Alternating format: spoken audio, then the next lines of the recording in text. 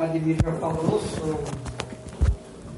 sou o Alessandro, sou ex-monge do mosteiro da Transfiguração, mosteiro beneditino, pertence à congregação beneditina subnacense, província espanhola.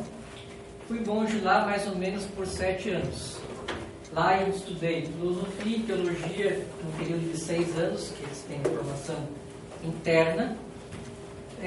Algumas matérias eu fiz no mosteiro mesmo, com professores que o mosteiro contratava para mim dar aula.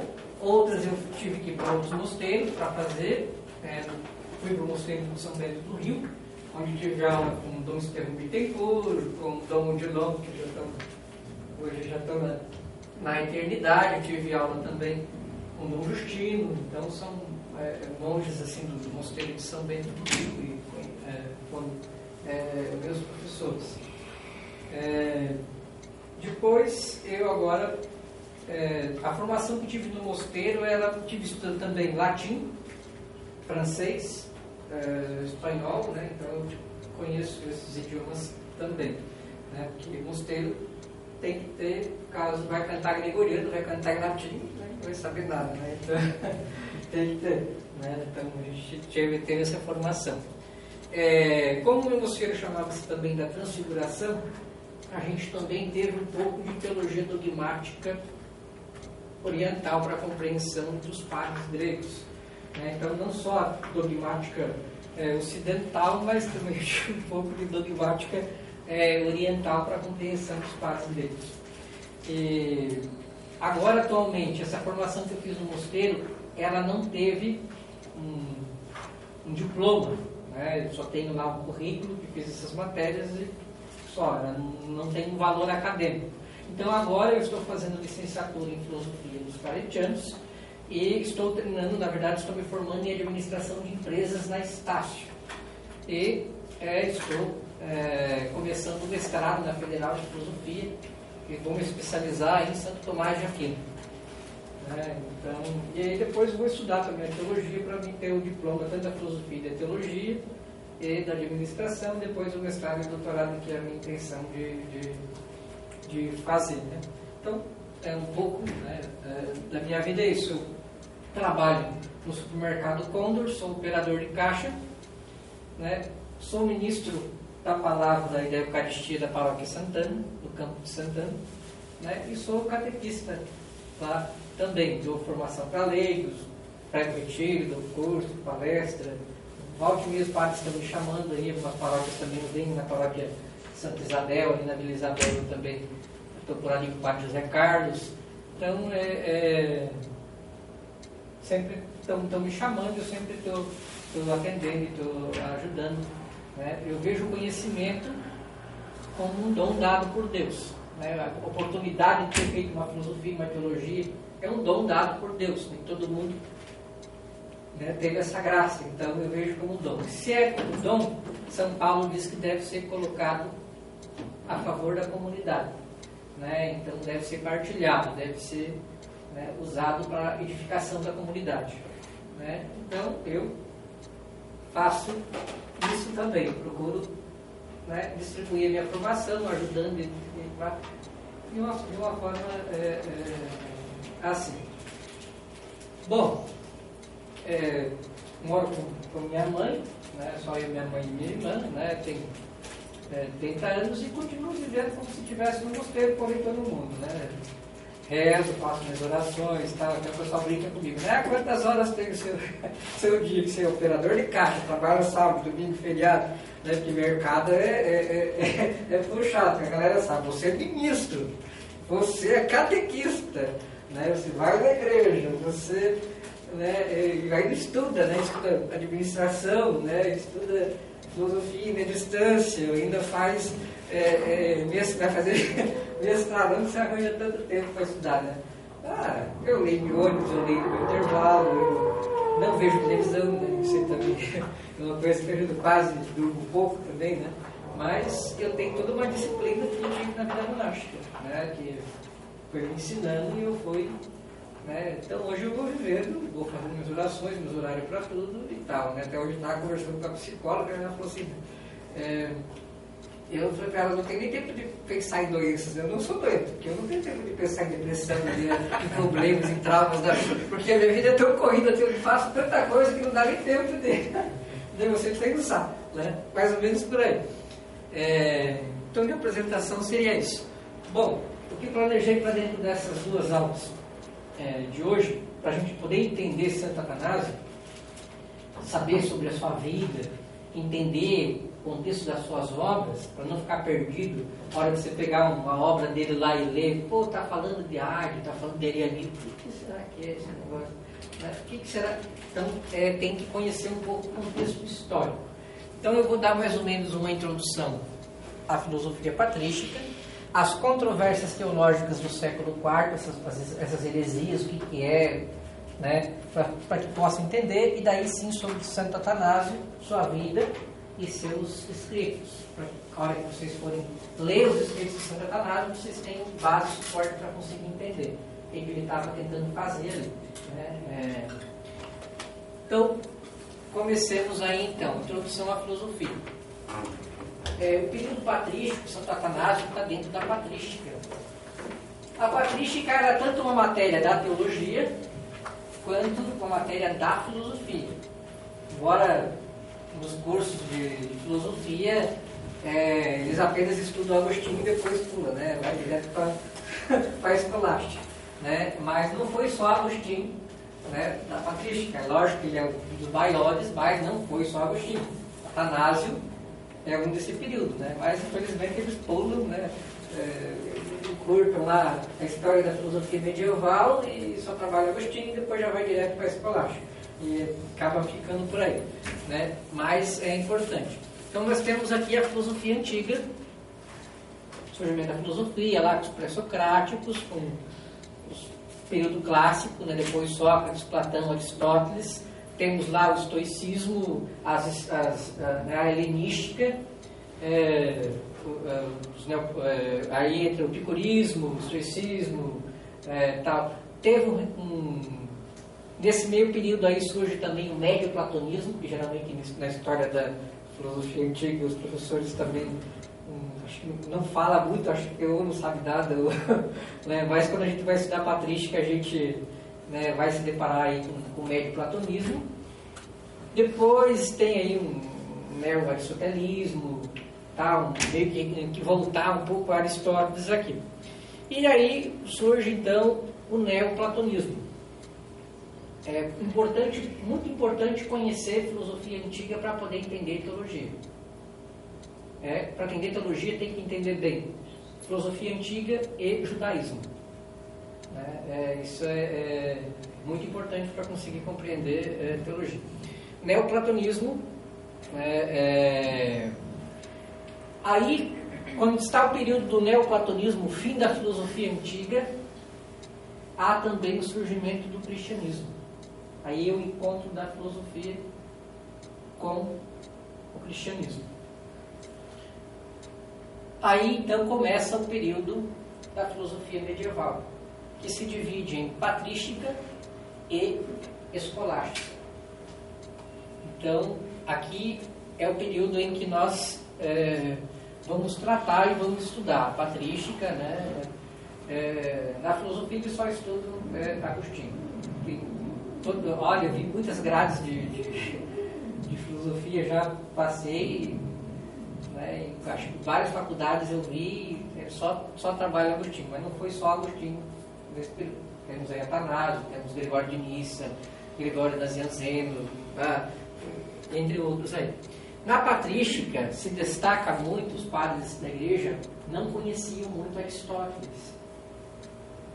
Então, os padres mais iam na linha de Platão, porque conheciam Platão. Mas eles conheciam Platão via neoplatonismo. Então, o que eles sabiam de Platão era via neoplatonismo. Então, a patrística está completamente centrada em cima dos neoplatônicos e de Platão. Eles não conheciam Aristóteles. Aristóteles fica conhecido depois, na época medieval, na época escolástica, né? E aí surge Tomás de Aquino, né, como grande expoente aí Então, já Tomás, já quase os filósofos árabes que traduziram, tá? Aí já tem um grande conhecimento, então, de Aristóteles. Mas na patrística, o que predomina é Platão e o eles sabem via neoplatonismo. Tá, então agora vamos à segunda parte aqui. Entender, então, um pouco agora sobre a patrística. Vou dar apenas uns conceitos leves de patrística. O que é padre da igreja? Quando a gente fala de padre da igreja, a gente está falando lá do padre Alceu, do padre lá da minha paróquia? Não. Nada a ver com... Esquece esses padres aí. Esses padres, quando a gente fala aqui de patrística, quando a gente fala de padre da igreja, né, a gente vai ver que tem um outro significado dentro da patrística. Bom, então, patrística seria a explanação da doutrina dos padres referentes aos artigos de fé. Então, quando a filosofia ela se junta, né, ela se encontra com o cristianismo, as questões em torno da fé que é o centro. Então, Deus passa a ser o centro do pensamento. Então, Deus passa a ser o centro do pensamento. Então, o que é o padre da igreja? Os escritores antigos que lutaram contra as heresias em favor da reta elaboração das verdades de fé são chamados padres ou pais da igreja. Isto se explica pelo fato de que, para os antigos, o mestre ou o transmissor da verdade é, de certo modo, pai dos seus discípulos. Então, por isso que são chamados padres da igreja, porque o mestre é o pai dos discípulos. Então, quando a gente está falando aqui do padre da igreja, não tem nada a ver lá com o padre da paróquia que a gente participa, o padre Clorinda e tal. Tem a ver, sim, com os escritores antigos que lutaram contra heresias, né? Então, nesse período também da patrística, que com isso, né, com esses escritos e com tudo mais, então, surge a teologia.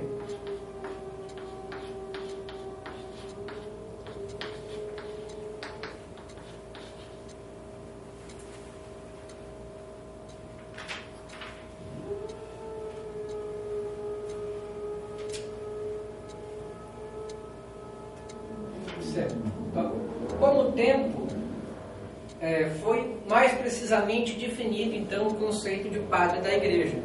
E a teologia caracteriza eles mediante 4 notas. Primeira,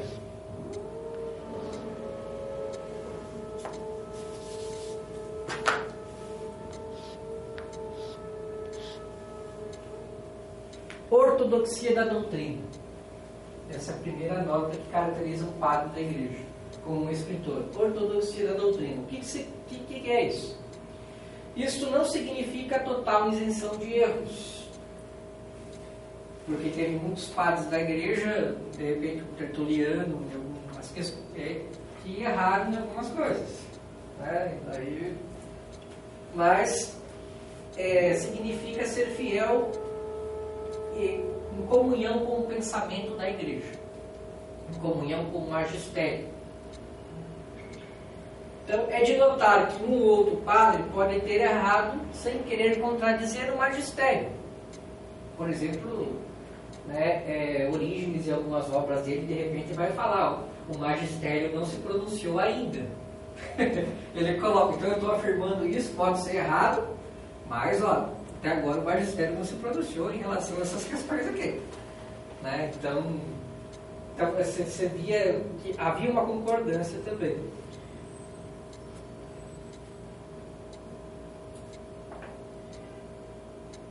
Então é de notar que um outro padre pode ter errado sem querer contradizer o magistério da igreja, mas simplesmente por julgar poder afirmar ou negar o que a Igreja não tinha definido ainda claramente por meio dos concílios. Então, a Igreja não tinha se posicionado aí. Segunda característica: santidade de vida reconhecida pelos contemporâneos e pósteros. Então, essa é a segunda característica de um padre da Igreja. Terceira, aprovação da Igreja, deduzida das deliberações e declarações da Igreja. Não se requer uma explícita aprovação. Não precisa ser aprovado pelo Papa. Não, eles tinham as declarações, os documentos da Igreja, quer dizer, a doutrina dele estava compatível com o magistério. E quarta nota é antiguidade. O termo final dessa antiguidade, ou da época patrística, é diversamente proposta pelos estudiosos. Aqui eu sigo a linha do Dom Estevão Bittencourt, que foi quem preparou esse material. Então ele diz que aqui ele segue a seguinte data: no Ocidente, a era patrística se encerra com o Papa São Gregório Magno, 604, e no Oriente com o João Damasceno, em 749.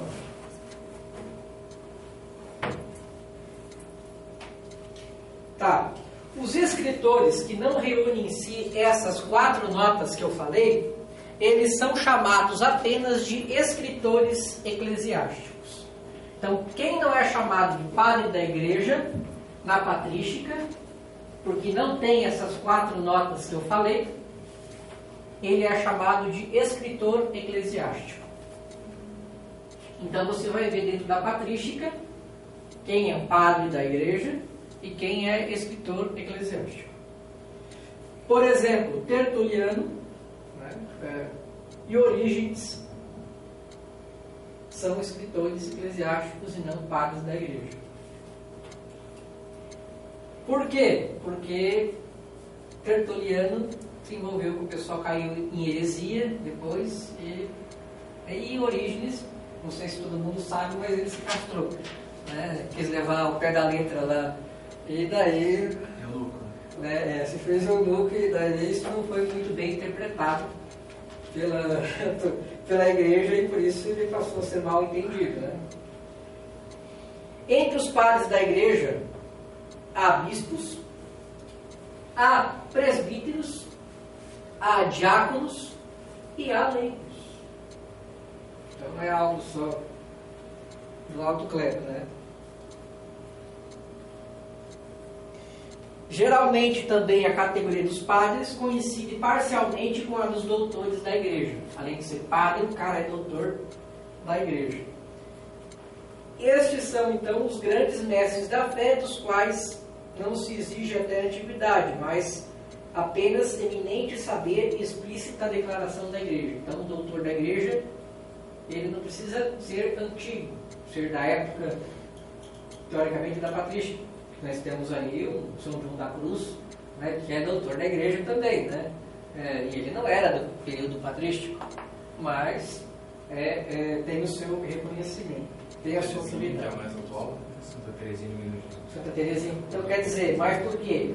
Eles tiveram a declaração, a doutrina deles com o magistério, os ensinamentos deles com o magistério bate. Então eles foram, como que eles são transmitidos a uma sabedoria. Então eles são considerados doutores da Igreja. Mas alguns padres da patrística, também além de ser padre, é doutor da Igreja. A autoridade dos padres, então, se baseia na sua fidelidade comprovada ao patrimônio da fé católica. Muito mais próximos dos apóstolos do que as gerações seguintes, eles legaram à posteridade um acervo doutrinário muito rico e precioso, que faz parte da literatura cristã. Eu já perguntei aos professores de literatura, gente que estuda literatura, e isso daí não se ensina também na faculdade de literatura cristã. Eles só começam com o trovadorismo e aí vai. Mas por que não se ensina literatura cristã? Gostaria de saber se é literatura, por que não é ensinada, Na literatura, porque é literatura, Então, Não sei, até agora não obtive resposta da galera que é formada com doutorado, a gente que é dessa área. Ninguém até hoje fala.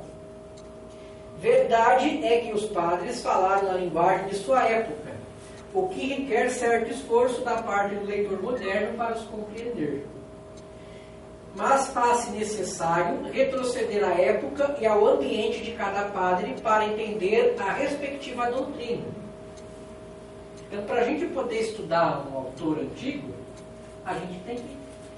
O que estava acontecendo lá no século IV? Por isso que eu não podia começar a aula falando de Santo Atanásio, da vida dele, que aí vai começar a falar, poxa, o cara combateu o arianismo, o cara... O que é isso aí? Que já é o contexto em que ele estava vivendo. Então eu tenho que, para poder entender o cara, eu tenho que falar o que estava acontecendo lá no século IV, eu tenho que dar uma introdução para mais ou menos a gente... Então se faz por quê? Para conseguir depois compreender o que ele estava tentando escrever nas suas obras. Então faz-se necessário retroceder à época e ao ambiente de cada padre para entender a sua respectiva doutrina. O esforço, porém, é bem compensado e merece ser feito. Por quê? A gente vai alimentar a nossa fé, conhecer as origens da nossa fé, o fundamento da nossa fé. A patrística ela se divide em 3 grandes fases. A primeira, nas suas origens até o Concílio de Nicéia, em 325. A segunda, o grande apogeu, a época de ouro da patrística, de 325 a 451. E o declínio de 451 a 604 no Ocidente e 749 no Oriente. Aí encerra aí as invasões bárbaras que pouco prejudicam, né, a continuação, né, e aí só depois lá no século IX que depois inicia a escolástica. Então, agora vamos ver, então, caminhando, já entendemos o conceito de padres, de patrística, de introdução aí a filosofia patrística, tudo mais agora. Então, já começou a patrística, lá nós temos os padres apostólicos. Por que chamados apostólicos? Conviveram com os apóstolos. Depois nós tivemos os padres apologistas, que quando começou a surgir as heresias, eles fizeram apologias para tentar defender a fé.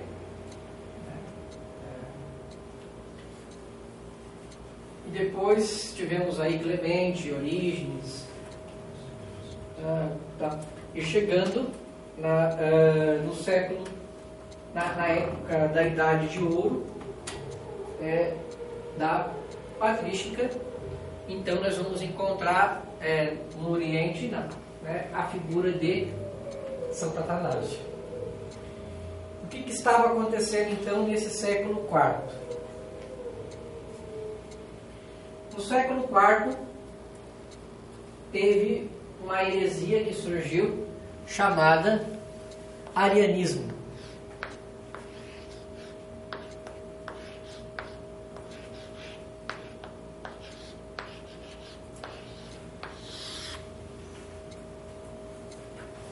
Ela chama-se arianismo devido ao padre, ao presbítero Ário, que foi quem começou essa doutrina. Ele nasceu na Líbia e exerceu o seu ministério em Alexandria. Era um homem austero, dotado de toda a cidade, a toda a prova e de hábil dialética. E ele professou então a seguinte doutrina, que era o arianismo. O que ele falava lá no arianismo? Ele dizia que há um só Deus, eterno e incriado. Fora dele só existem criaturas por ele criadas. Primeiro, O que ele dizia? O que Aríu dizia na doutrina do arianismo? Que há um só Deus, que é eterno e incriado, ou seja, não foi criado por ninguém. Fora dele só existem criaturas que por ele foram criadas, né? Por ele criadas. Segundo, por conseguinte, o Logos, ele não é eterno. Ele foi criado a partir do nada por livre vontade de Deus. Quem é esse Logos? Jesus. Né? Então ele já estava falando que o Logos não é eterno. E que ele foi criado a partir do nada por uma livre vontade de Deus. O motivo por que foi criado é que ele devia servir ao Pai como um instrumento para criar o mundo.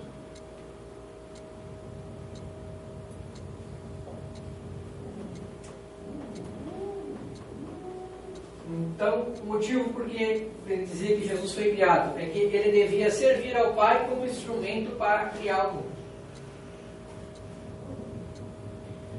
Terceiro, disto se segue que o Verbo não é da natureza do Pai.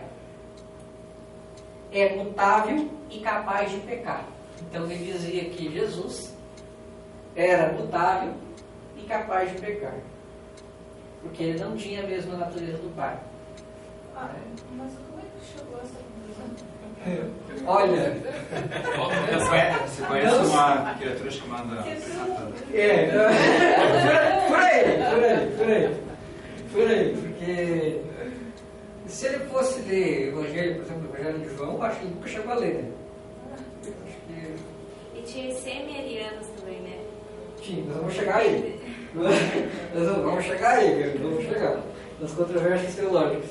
Por enquanto nós temos no arianismo, mas depois nós vamos passar para o severianismo, o massacranismo, as heresias do século IV, porque a gente vai entender o que estava acontecendo no século IV de controvérsias teológicas e que isso resultou que teve que reunir concílio para poder debater essas questões aí. Então tá. Quarto, embora ele rebaixasse o Logos de tal maneira, Aríu procurava apontar seus predicados positivos como a primeira e mais digna de todas as criaturas. Então ele dizia que Jesus é a primeira e a mais digna de todas as criaturas. O Logos estaria acima de tudo que foi criado. Foi elevado ao estado de impecabilidade. Em consequência, ele merece o título de Deus, segundo Deus, ou Deus por extensão. Então, Aríu procurava fundamentar tais ideias na Sagrada Escritura. Eles tentavam usar, as ideias deles, ele usava a Bíblia para tentar provar que a ideia dele é verdadeira. Que nem o protestante. Eles fazem muito isso hoje. O Testemunho de Jeová, por exemplo, não vou entrar em detalhes, não quero ofender aqui se tiver algum testemunho. Eu prometi que eu não ia. Eu prometi que não ia fazer nenhuma apologia contra as religiões aqui, né? Então vou me abster de falar algumas coisas. Tá. Aríu procurava então fundamentar essas ideias na Sagrada Escritura, valendo-se principalmente dos textos que parecem insinuar subordinação do filho ao pai. E inclusive, fala do Testemunho de Jeová, mas eles acreditam que Jesus é um subordinado de Deus. Se vocês vão olhar para analisar, o que eles fazem. Será que a ideia deles ainda Essa ideia deles de que Jesus é um subordinado. Tem uma contínua arianismo? Uma contínua arianismo. Como o cartão de Manete? Eu acho que sim. Mas isso mexeu com o pensamento de muitos cristãos na época, assim, entendeu? Isso causou um impacto no arianismo. Né? Foi algo assim muito forte. Sério, muitos aderiram. Teve uma repercussão muito grande. E o engraçado é que as heresias podem voltar sobre um outro nome, né? Ou sobre um outro nome. De uma forma um pouco diferente. E um pouco disso também bem aqui, Um exemplo neoplatonismo. disso, um exemplo que o Felipe falou, por exemplo, os iconoclastas voltam dos protestantes, como Calvino, sobre as imagens, etc. Exatamente, também. Não leram patrístico. Não leram patrístico, esse povo não lê patrístico. Se tivesse lido uma obra de José Macedo, não ia. Você entendeu? Falta conhecimento no povo. Tá, então Ariel encontrou boa acolhida por parte do público, especialmente entre os homens cultos que julgavam resolver assim a unicidade e pluralidade em Deus, e a propagação da doutrina despertou o zelo do bispo Alexandre de Alexandria. Este tudo fez para dissuadir Ariel, mostrando-lhe a falsidade de sua doutrina. Então o bispo antes de Atanásio, o bispo de Alexandria, antes de Atanásio, estava rebatendo essa heresia. Visto que não o conseguia, ele reuniu em Alexandria um sínodo de mais de 100 bispos no ano de 321, o qual condenou as ideias do Ariel. Excomungado pelos sinodais, Ariel se sentiu ainda mais impelido a propagar suas ideias. Então os caras excomungaram ele lá e ele, vamos continuar divulgar isso daí, Ele foi para a Palestina, onde ele conseguiu a adesão dos bispos de lá, né, e se tornaram defensores de Ariel perante a igreja e o imperador Constantino.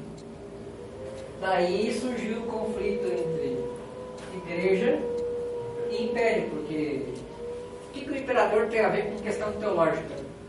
O imperador não é formado em teologia para ficar, não é padre, não é da igreja para ficar se metendo onde não é chamado, né? E aí surgiu, né, Ariel então difundia seu pensamento mediante, como que ele fazia isso? Ele difundia seu pensamento mediante cartas, hinos litúrgicos e obras teológicas, das quais a mais famosa se intitulava Thalia. O efeito dessa propaganda foi tal que se reuniram alguns sínodos da Palestina em apoio de Ariel. O imperador Constantino tomou conhecimento da situação, julgava dever tutelar os interesses da igreja do império, promovendo a paz entre os cristãos. Então é ele que assina o Edito de Milão, de 313, falando que agora os cristãos aí têm paz, né? Ninguém mais vai perseguir eles e pronto. Tá. Venceu Licínio, seu grande rival, inimigo do cristianismo, em 323, de modo que se sentiu livre para intervir na questão. Embora ele não fosse teólogo, nem mesmo fosse cristão batizado, ele escreveu cartas, uma a Alexandre de Alexandria, incitando-o a trabalhar pela paz, outra a Alexandre e a Ariel, sendo portador da mesma o bispo Ócio de Córdoba, que Constantino escolhera para ser seu conselheiro em assuntos religiosos. Tudo, porém, foi inútil. Ariel não deu importância às exortações.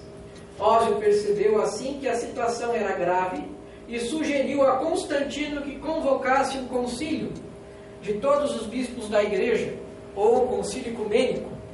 Esse, de fato, se realizou em Niceia, perto de Bizâncio, no ano de 325, sendo o primeiro concílio ecumênico ou geral da história, o concílio de Niceia, né? O concílio de Niceia primeiro. Então o imperador convocou o concílio, não é nem o Papa, né? O Papa em Roma e tal. Não estava nem sabendo das coisas que estavam acontecendo no Oriente, né? Mas sempre não tinha também WhatsApp, esse negócio, né? Então o Papa estava desatualizado dessa, né? Acho que talvez se tivesse, acho que o estrago do arianismo também poderia ter sido maior, né? Mas ainda hoje há resquícios do arianismo, né? No meio protestante, né? Especialmente testemunho de Jeová, para eles, Jesus Cristo é um subordinado de Deus, né? Se você prestar bem atenção nas doutrinas que eles pregam, é mais ou menos por aí, né? Que vem também um pouco do neoplatonismo, né? Demiurgo, os eões, tem o Demiurgo que ordena o mundo e as coisas, então vem um pouco também dessa filosofia aí, dessa linha. Que é a gnose, né? Fica mais... Exatamente, a gnose, que daí misturou também com o gnosticismo, que daí o gnosticismo ele veio um pouquinho antes, do século IV, né? Mas aí teve aí o Irineu de Leão, que um grande, né, foi na época dos padres apologistas, mas eles conheciam também, né? Porque foi um período antes dele, então por isso que tem que estudar tudo que vem antes, também tem que estudar para conseguir entender o pensamento daquele cara lá, né? Para você conseguir entender, né? Por exemplo, para você conseguir estudar o pessoal da escolástica, você tem que estudar a patrística e tem que estudar a filosofia antiga antes. Você não vai conseguir, né? Aí você vai entender o que o cara estava tentando dizer lá e da onde ele tirou aquilo, né? Porque ele fez uma cópia de alguma coisa, né? Então, né, igual o Tomás copia e comenta Aristóteles, né? Cita alguns padres da igreja, ele cita e até corrige, né? Também, como Agostinho, como, né?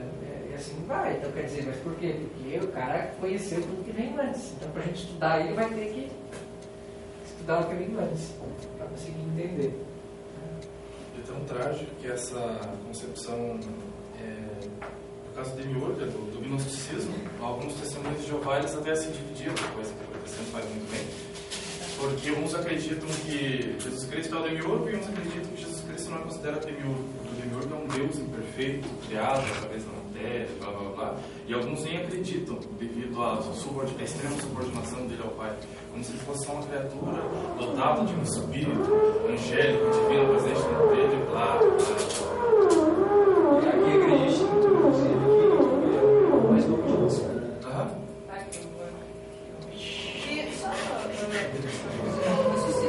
uma curiosidade.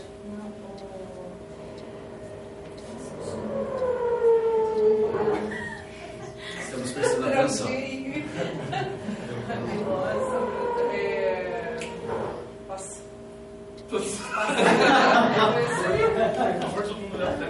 Fazer uma pergunta em relação a isso. Tu vê alguma ligação disso que está falando com o judaísmo? O judeu tem envolvido tudo que é ruim. Sim, não. Não, tem. Só que assim, os judeus. Sim, só que os judeus consideram Jesus um profeta, não um Messias.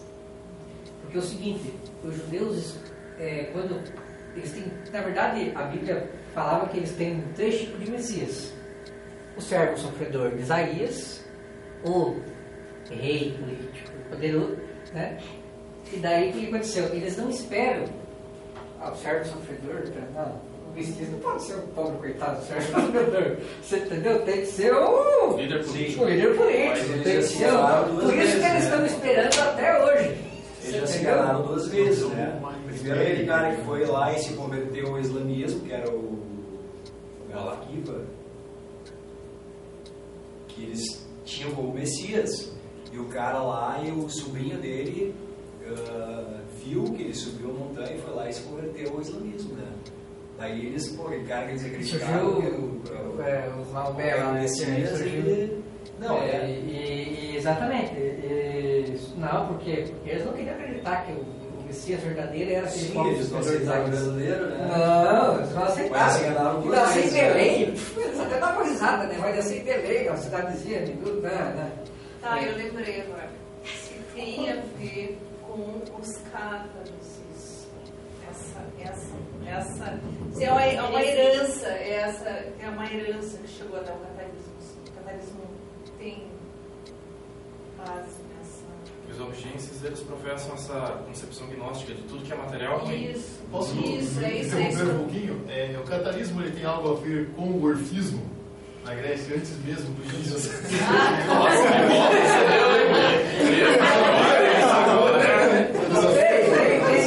Tem um pouco de pé isso. Tem, né? Desculpa, eu não vou interromper mais.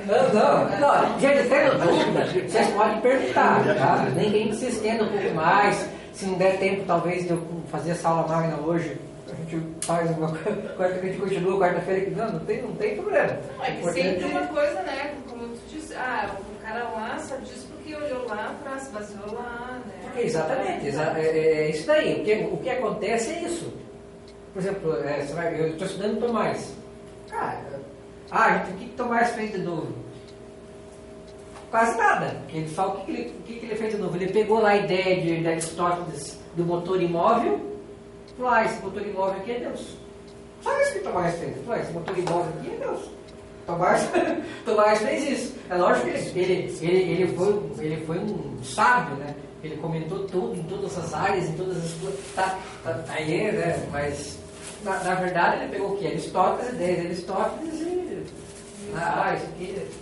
isso aqui... explicou e tal, mas por quê? Porque ele estudou Aristóteles, estudou primeiro, por isso que tem que estudar o que vem antes para conseguir, daí você vai entendendo da onde é que vai surgindo as coisas, né? E como isso também tem, até hoje ainda tem raízes, isso ainda está presente na sociedade de 2000 e... Não só os judeus ainda. Qual era o terceiro tipo de Messias? Eram 3, né? Eles achavam que eu era político, era servo sofredor, seria um rei, ou um líder, seria ou um líder revolucionário, ou um político rei, ou servo sofredor. Mas eles estavam mais entre o político, e até hoje eles estão, né? Tem que ser poderoso. O Messias não pode estar aqui. Mas o Messias dele não chegou ainda. O Messias dele não chegou ainda. É só se perguntar para o judeu que está o sacerdote dele o tempo que ele chora. Mas já anunciaram um Rabi do ano passado, né? Que ele nasceu agora? Que o Messias já estava próximo. Foi o que o Rabi... Embora nós somos continuação deles, somos descendentes deles. Porque nós somos o povo da fé, a fé nossa vem deles, né? A gente é continuação. Mas nós somos em Cristo, porque nós somos batizados em Cristo, via Cristo. Entendeu? Nós cristãos, nós somos judeus, mas via Cristo. Via Cristo. Sim, os verdadeiros, via verdade. Então tivemos aí o concílio, né? Com isso aparece então o concílio de Nicéia, e aí eles começam então a separar as coisas. Então eles usam lá o termo grego de homoousios, para falar que Jesus é um com o Pai, tem a mesma substância. Como é que se escreve? Tem dois problemas.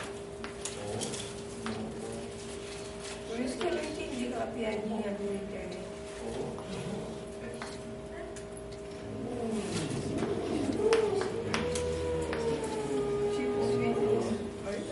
Desculpa, não peguei. O que é o Mesma substância. mesma substância. Consubstancial ao Pai. Pro latim, homoousios foi traduzido para o latim como substância, né? É consubstancial. Tá? Em latim é consubstancial. No caso do antigo, nós chamamos de homócios. Isso aqui é grego, e isso aqui é latim. Tá? Consubstancial. Homoousios é grego, mesma substância, e latim, a tradução ficou consubstancial. Professor, aqui. Pra gente fazer um intervalo. Tá, só deixa eu fazer essa perguntinha. Deixa eu ver se eu entendi, então. Partiu do Ário a ideia de fazer um concílio, porque ele estava... Não, partiu do imperador. Do imperador fazer esse concílio. Por causa de Ário, que eles estavam causando esse problema e daí eles se ferraram. Porque o imperador, daí no caso eles se ferraram, porque daí depois vem os teólogos mesmo, né, que o imperador não entendia nada de teologia, né?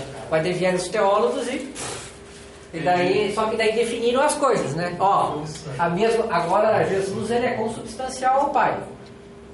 Aí, que base que eles tiraram para fazer isso? É o Evangelho de João, o prólogo do Evangelho de João. Vocês leram o Evangelho de João? Não, então, aqui está o Evangelho de João. Né? E aí, ali, né, no prólogo do Evangelho de João, já deixa tudo muito claro. Esse concílio que eles tentam implementar. Sim. Aí vai chegando, vamos chegando. Outra palavra também que apareceu aí, né, é a hipóstase. hipóstases, que é pessoa, né? Hipóstases. No caso já estava. Aí você vai ver, para explicar a Trindade também, né? Esse termo vai estar também. Estou tentando terminar essa parte aqui rápido para depois no segundo bloco a gente ver a vida de Atanásio e os escritos dele.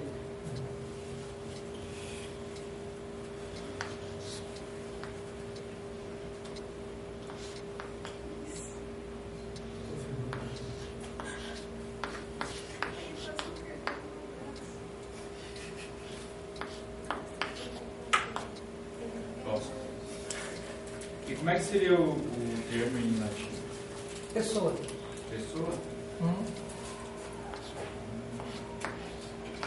Pessoa.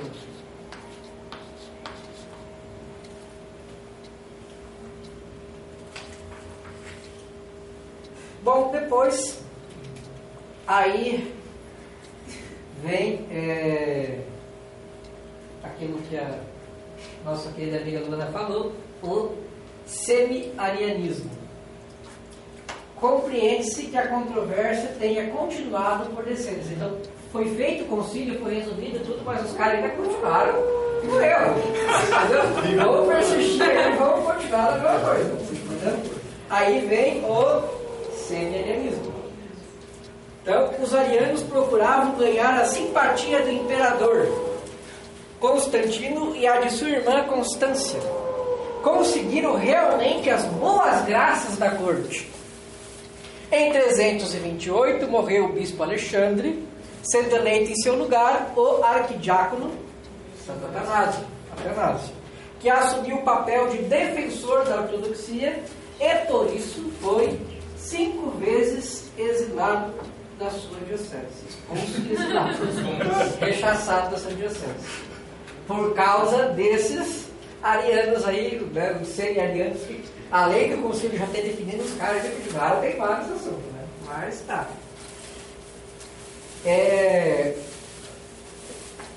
Ainda aí apareceu no semi-arianismo, apareceu um outro termo, gênetos.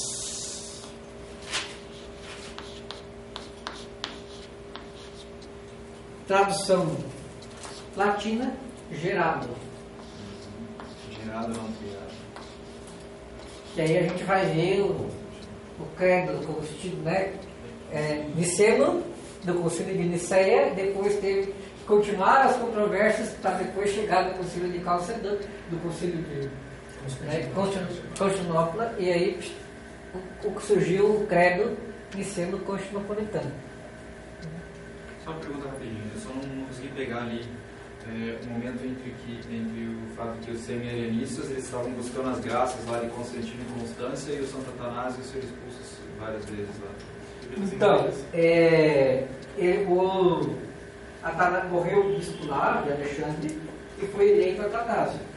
Ele assumiu o papel de defensor da ortodoxia, no lugar que o bispo tinha morrido, contra os arianos, e por causa disso ele foi 5 vezes rechaçado, expulso, né, da sua diocese e foi exilado. O que os semi-arianos diziam?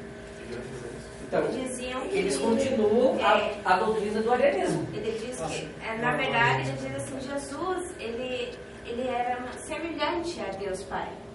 Havia uma semelhança, né? Não era totalmente Deus, mas havia uma semelhança de espírito. Daí para chegar, né? Exatamente. É só tirar o da palavra lá, fica homósseis, que é semelhante. Semelhante. Foi exatamente o que eles fizeram, né? Eles tiraram o erro de digitação. Seria mais ou menos isso aí. Mas eles continuaram exatamente com essas ideias de arianismo e o arianismo. E eles se dividiram em 3 facções. Agora o semi-arianismo ficou um pouquinho mais complexo porque eles se dividiram em 3 facções. A primeira afirmava que o filho era dissemelhante do pai. A segunda, que o filho seria semelhante ao pai quanto à vontade e ao agir. Então, uns diziam que o filho não tinha nada a ver com o pai, não tinha semelhança nenhuma. Outros já começavam a dizer, não, o filho, ele é só quanto à vontade e quanto ao agir. E os outros diziam que o filho seria semelhante ao pai só quanto à sua essência. Tem alguma igreja oriental que segue Tem um ortodoxo. Sim, é isso que eu ia... Na ortodoxia são quase todas que seguem. Não, mas os ortodoxos eles são certos assim, nesse sentido. Porque eles seguiram o concílio e a igreja. A igreja naquela época ela não teve o cisma em que se separou ortodoxos e católicos. Há a separação do cisma com a questão do filioque, né, do credo, mas não foi só isso daí, filioque. Isso daí foi um pretexto paralelo. Não, um pretexto paralelo, tem a ver com as cruzadas. Ao poder petrino, ao trono da Carta de Roma. Não, isso daí também não tem nada a ver. O pior que aconteceu foi as cruzadas. Cristão que saqueou cristão. Pior que até porque o cisma efetivamente aconteceu em 1600. Realmente foi e pouco. Mas disseram que disseram que foi por causa do filioque e tal, mas isso aí, para não ficar falando da cruzada, né, dos cristãos que saquearam cristãos, como é que foi essa história aí? Latino que saqueou grego, né, e daí irmão que saqueia irmão, né, daí ficou uma coisa assim, isso que causou divisão, porque daí eles não perdoaram isso, entendeu? Daí o Papa excomungou o outro e daí beleza, né? É aquela velha história, assim como disseram que o Lutero colocou as teses na porta lá da igreja, lá é mentira, ele nunca colocou aquelas teses na porta. Tem várias histórias que contam. Aí agora, para mim finalizar esse nosso bloco, para a gente poder fazer um intervalo, aí surgiu uma outra heresia chamada o macedonianismo, que surgiu com Macedônio, patriarca de Constantinopla, que tornou-se o principal arauto dessa nova corrente. Então, em 360, ele formulou a sua doutrina, professando plena semelhança do Filho ao Pai, mas ele disse que o Espírito Santo era uma criatura. Hoje em dia é fácil, eu acho que se tivesse uma televisão naquela época, eles estavam assistindo um jogo, sei lá, evitava tanta porcaria, mas. Poxa. Mas isso aí foi consequência do arianismo. Tudo isso que aconteceu, se dividir em facções, o seberianismo, tá? Tudo isso foi consequência do arianismo. Aí, de novo, por causa do marcionismo, por causa disso, a igreja teve que fazer outro concílio. O concílio de Constantinopla I. Então, a ideia de convocar um novo concílio geral ia se impondo aos bispos. Dessa vez não foi o imperador que mandou fazer. Foi os bispos de fins do século IV. Que era preciso que a igreja inteira se pronunciasse peremptoriamente para pôr fim aos questionamentos heréticos. Aí nós tivemos então o concílio de Constantinopla I, e todos sabem que aí nós tivemos o credo niceno Constantinopla. Não sabe ter forma, todo mundo agora faz o credo. Latim. Então, pode ir, porque daí assim nós encerramos então o primeiro credo in unum Deum ad Deum omnipotente actor in cieli et terrae visibilium omnium et invisibilium et in unum Dominum Iesum Christum Filium Dei unigenitum et ex Pater natum ante omnia saecula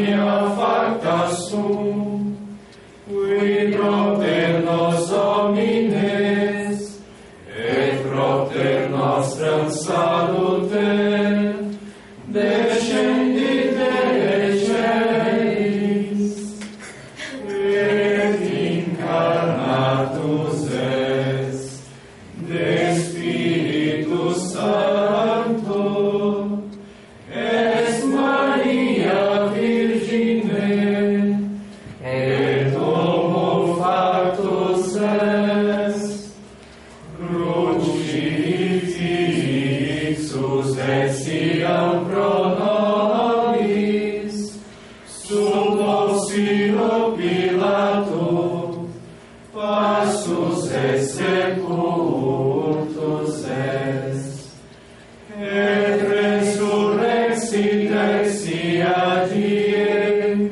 secundum Scripturas, et ascendit in cielo, sedet ad dexteram Patris, et interum venturus es cum gloria, judicare vivos et mortuos, cuius regni non erit finis, et Spiritus Sancto Dominum, et vivificantem, qui ex Patre Filioque procedit,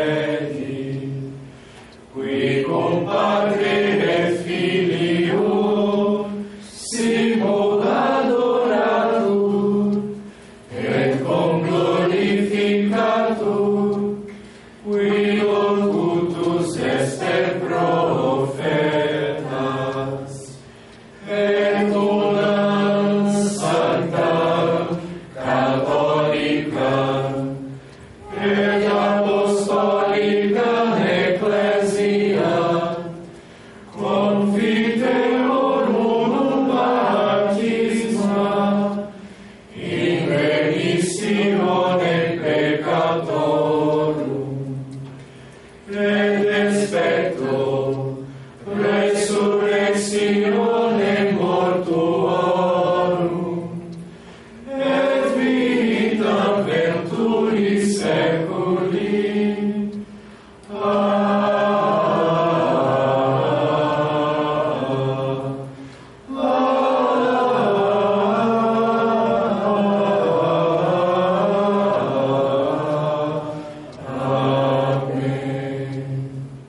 Bravo! Me senti quase derrota.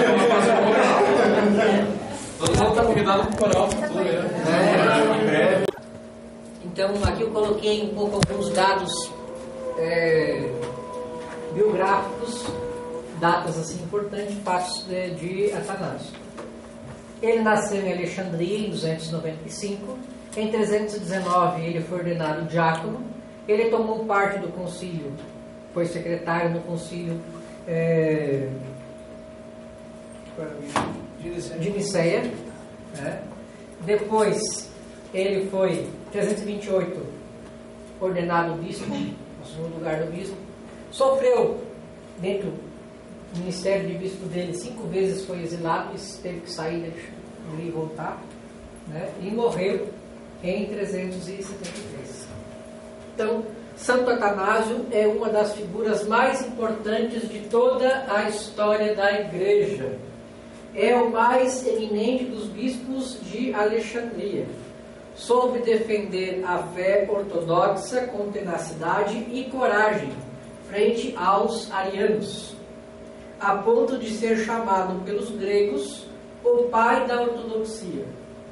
Sofreu dura perseguição por parte dos imperadores e seus adversários, o que lhe valeu ser 5 vezes exilado e passar 17 anos fora de sua sede de Alexandria. A firmeza de posições doutrinárias sabia associar brandura para com aqueles que erravam de boa fé, arrastados pela dialética dos arianos.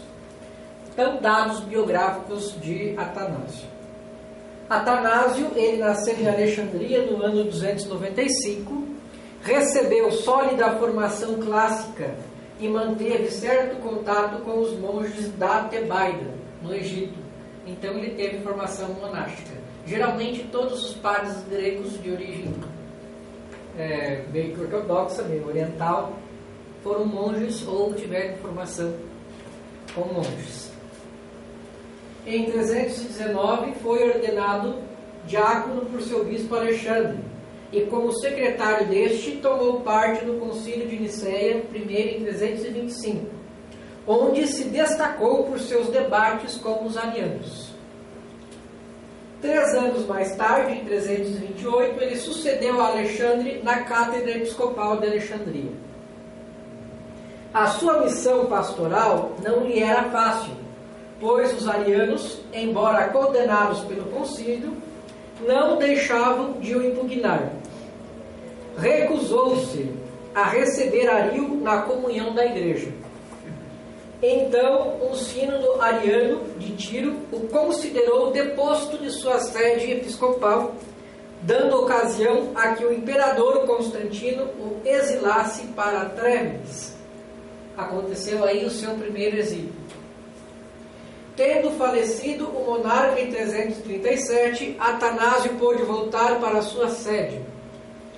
Pouco depois, em 339, um sínodo de Antioquia, por instigação do bispo Eusébio, lá na Palestina, ou depois, mais uma vez, Atanásio teve que abandonar sua sede e procurar refúgio junto ao Papa Júlio I, em Roma. Foi o seu segundo exílio. Esse Eusébio é Santo Eusébio? Não. É o bispo Eusébio, não é o bispo Eusébio de Cesareia, tá? É lá da Palestina, da Nicomédia, onde Ario tinha apoio, né? Porque ele saiu de lá de onde não apoiaram ele foi lá para a Palestina e encontrou bispos lá que o apoiaram na sua doutrina. Então foi esses bispos lá de lá que apoiaram ele que depuseram com Atanásio. Aí ele teve que ir lá para Roma, junto com o Papa, para poder... Somente em 346, morto o bispo intruso,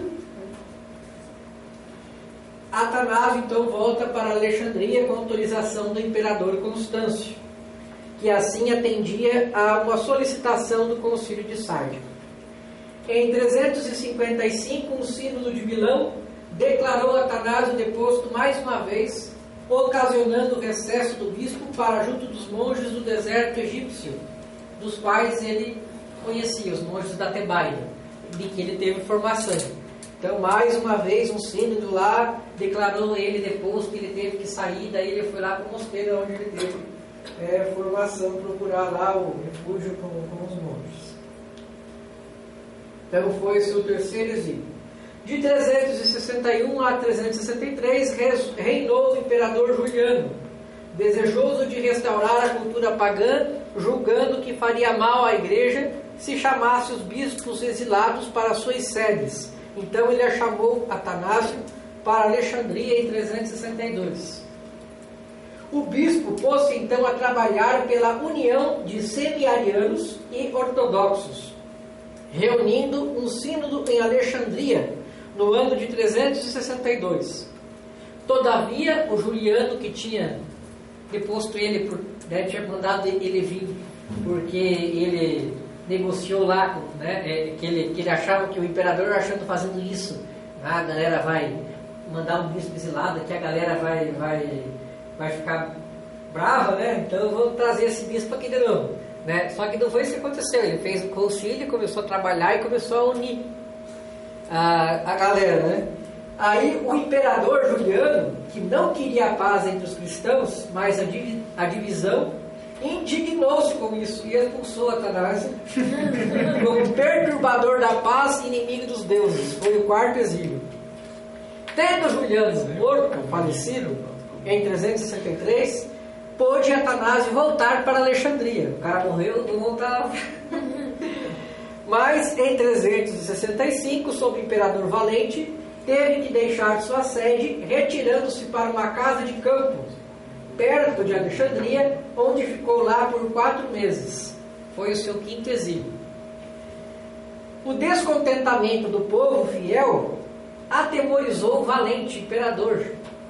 Ameaçado de um motim popular, o imperador ficou com medo, então ele permitiu a volta de Atanásio, que em Alexandria permaneceu até sua morte em 373 como zeloso pastor e baluarte da Ordem do Discípulo, né? Então essa aí foi a vida de Santo Atanásio. Ele foi excomungado aqui. Na casa aqui, casa dos concílios, né? Então o concílio o pessoal declarava ele, e daí ele contra, né? O sínodo declarava ele contra, aí vamos exilar ele. Mas daí depois morria outro lá, falando, não, vamos voltar. Que excomungou ele. Não foi excomungado por Papa nenhum. Ele foi para lá buscar refúgio com o Papa, porque os caras tinham tirado ele da sede, daí ele foi para lá. Não foi excomungado nada, ele só foi para lá porque num dos exílios dele ele ficou com o Papa, sob a proteção do Papa, ficou morando com o Papa em Roma.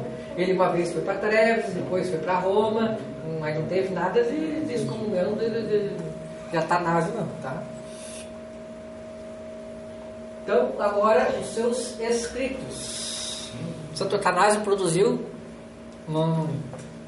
Então, as obras de Atanásio retratam suas convicções teológicas referentes especialmente à divindade do Logos, a divindade de Jesus, né, e a sua encarnação. Aplicou-se a submeter a argumentação dialética e exegética dos adversários a esmerado senso crítico, como também a defender-se frente às acusações por vezes caluniosas levantadas pelos opositores. Não ostenta erudição, mas demonstra o talento de debatedor e a profundidade de sua fé, que lhe valeram a admiração da posteridade. Eis então os seus principais escritos. Tivemos aí então a primeira, as obras dogmático-polêmicas. Quais são elas? Primeira, a oração contra os gentios e a oração sobre a encarnação do Verbo. Trata-se primeiramente de 2 partes de uma só obra. Na primeira parte dessa oração contra os gentios, refuta as mitologias e os cultos do paganismo.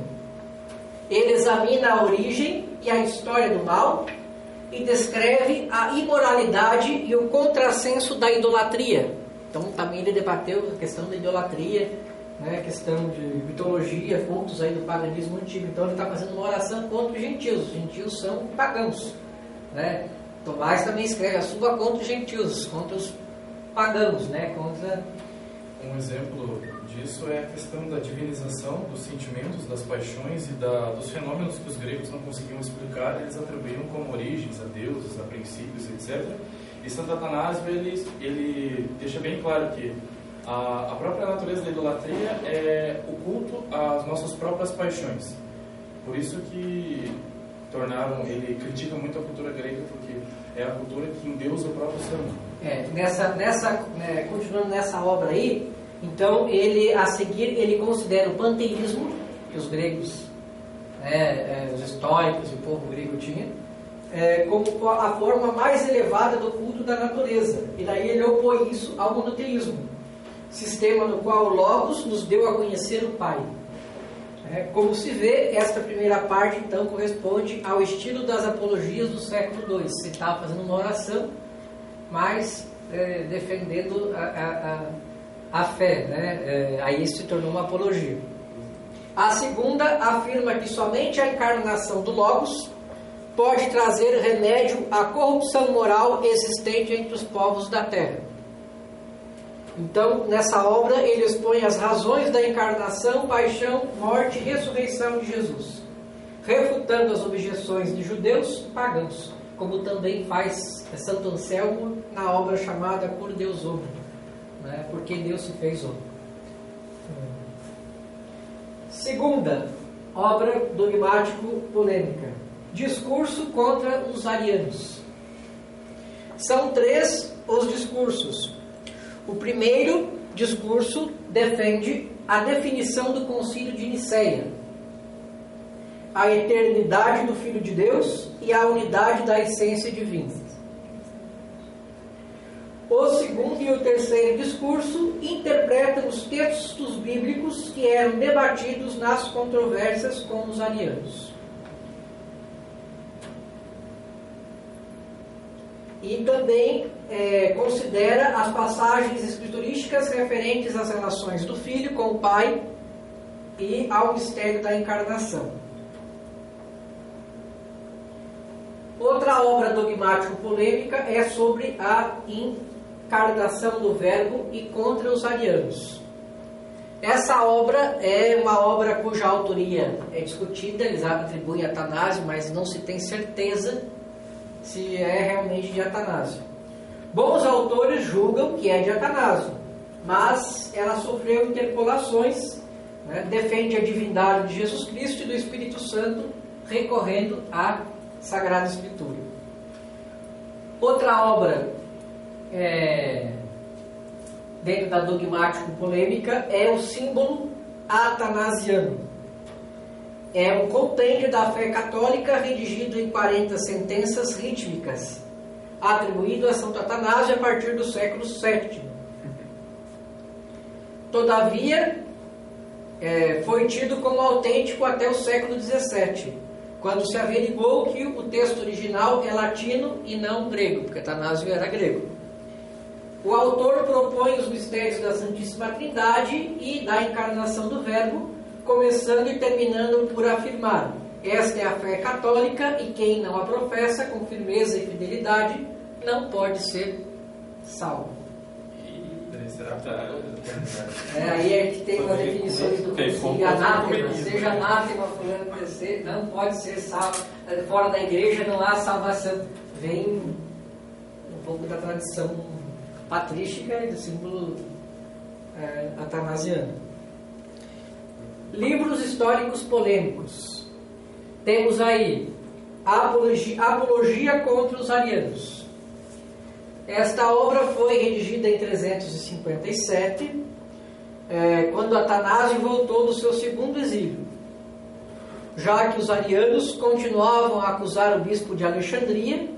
Este então se reuniu uma coleção de documentos para defender-se. Trata-se de cartas, atas e decisões de concílios regionais muito úteis para reconstituir a história da Igreja no século IV, visto que uma facção ariana desprezava o concílio de Nicéia e o bispo de Roma. O texto é importante porque manifesta a convicção do primado da sé de Roma como algo habitualmente reconhecido por todos os cristãos. Por que os ortodoxos não se lembram disso? Aí é uma boa pergunta. Talvez, não sei se é por causa da mágoa que eles têm contra as cruzadas, contra os cristãos sacristãos, né? Mas o que ficou foi isso. Aí eles falaram, tem a questão do filhote. A mágoa deles foi disso, né? Foi da época das cruzadas que os cristãos de Roma saquearam os cristãos ortodoxos, né? E roubaram tudo. E aí eles ficaram magoados, né? Ficaram magoados no sentido, e por isso criou uma ruptura entre o lado ocidental e oriental. Segundo, a Apologia ao Imperador Constâncio. É outra obra, um livro histórico polêmico, a Apologia ao Imperador Constâncio. Atanásio foi acusado de haver instigado o imperador Constante contra seu irmão Constâncio. Daí a defesa que o bispo faz de si nesta obra, escrita em linguagem digna e firme no ano de 357. Outra obra também, um livro polêmico, histórico, Apologia da sua fuga. No mesmo ano de 357, Atanásio respondeu aos que o acusavam de ter fugido para o deserto abandonando sua diocese. Até isso, olha, caluniaram ele, né? Os caras exilaram ele, mandaram ele para lá e o povo ficava falando que não, o cara foi embora, ele que foi embora, que abandonou o povo. E ele teve que escrever, fazer uma defesa disso, né? A obra chamada Apologia da Sua Fuga, né? Também no ano 357 ele escreveu isso. Sandro, no curso de História da Igreja Antiga, o Padre Paulo Ricardo, ele menciona que houve uma excomunhão contra ele, mas por uma questão política, que essa devido a um suposto abandono à cátedra dele em Alexandria, e os arianos utilizaram isso, e o próprio imperador utilizou isso para que o Papa o excomungasse como um covarde, etc. Se eu não me engano, o Padre Paulo Ricardo ele cita esse argumento, não sei se procede, mas... Não, procede, isso daí é correto. Apologia de Sua Fuga. A fim de justificar-se, Santo Atanásio nessa obra cita o exemplo de Jesus Cristo, que fugiu para o Egito quando ameaçado por Herodes. Lembra que os santos também fugiram quando julgavam ter uma missão a completar neste mundo. Essa foi a defesa dele dentro dessa obra. Quarta, escrito do histórico polêmico, é a História dos Arianos. Obra escrita por Atanásio quando refugiado junto aos monges de Santa Tebaida. Já não se mostra favorável ao imperador Constâncio, que Atanásio considera inimigo de Cristo, tutor da heresia e precursor do anticristo. Já nessa época que estava falando que o imperador era anticristo, né? Se ele chamasse do Lutero, seria pior. E se o anticristo voltar no mundo, com certeza vai ser uma figura assim, né? Já estava falando já, né? Então, já no século IV já havia o imperador assim, né? E essa é uma obra, é isso? Essa é uma obra. A História dos Arianos. É uma das que não tem traduzida, né? Não tem tradução. Acho que não tem tradução ainda. Eu não sei qual da tradução do volume 18 da patrística. Temos os pagãos, a Apologia do Imperador Constâncio, sobre o Verbo, a Apologia de Sua Fuga e a Vida de Santo Antão. Essa eu já falei, a Apologia de Sua Fuga. Então, na hora que vocês forem ler, vocês vão estar mais ou menos dentro do. Na hora que vocês pegarem o volume 18 da coleção de patrística da Paulo, os livros verdes lá, vocês já vão mais ou menos entender a Apologia de Sua Fuga, a Apologia do Imperador Constâncio. Que algumas outras. As outras, infelizmente, ainda nós não temos traduzido. Tem traduzido em francês ou outros idiomas. Aí só quem sabe vai conseguir, né? Quem sabe ser fácil. No Brasil carece de especialistas e não há interesse do governo brasileiro em incentivar. Então eu sou bem sincero com vocês. Mas vão parar de ler Paulo Freire. Eles preferem alienar o povo do que o povo ficar estudando. Tá? E é mais fácil para eles roubar e fazer as coisas que eles fazem, né? Mais fácil. Terceiro escritos, né? Terceira linha de escritos são os escritos ascéticos de Santo Atanásio. O primeiro deles e mais famoso é a vida de Santo Antão, cuja memória litúrgica celebramos hoje. Então, a pedido dos monges do Egito, lá de Tebaida, que ele teve a formação lá, o santo bispo escreveu a biografia de Antão, o pai dos monges, que nasceu em 250 e faleceu em 356. Antão aparece como o atleta espiritual, que enfrenta os demônios. A vida do monge é um martírio incruento, que prolonga na história o martírio cruento dos primeiros séculos. Ciente disto, Antão certa vez foi a Alexandria para tentar conseguir ser vítima da perseguição movida por Maximino, que iria receber a graça de morrer mártir pela fé. Visto que não era esta a vontade de Deus, voltou para o seu deserto e voltou para continuar a guerra contra o maligno, que exige permanente vigilância, como diz o próprio Antão aos seus irmãos eremitas. Diz Antão: vivendo assim, conservaremos com toda a segurança nossa pureza e, seguindo a linguagem da Escritura, vigiaremos sobre o nosso coração para impedir que este se deixe surpreender, já que temos inimigos muito poderosos, muito maus e astutos, os demônios, e é precisamente contra eles que devemos lutar. A vida de Antão refere uma história real narrada em forma de panegírico ou procurando exaltar as virtudes do herói. Antão é apresentado como destemido imitador de Cristo, sustentado pela graça do próprio Cristo. Eu pretendo dar um curso para vocês, que eu traduzi do francês, que é de História da Espiritualidade Monástica Antiga. Né?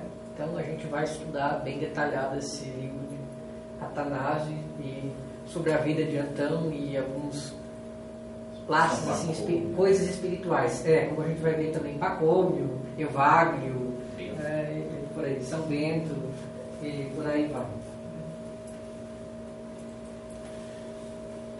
Outro livro é Ascético, de Atanásio, sobre a virgindade.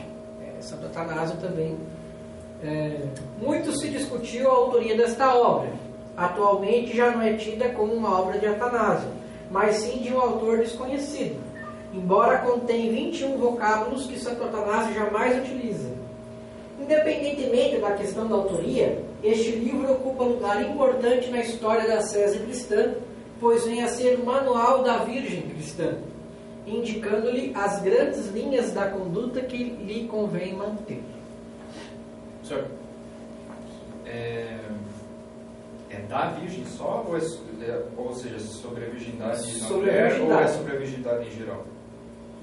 Eu não cheguei a ver essa obra, não sei se seria sobre a virgindade da mulher, mas tem livros sobre a virgindade em geral. Não só Santo Agostinho, mas até antes.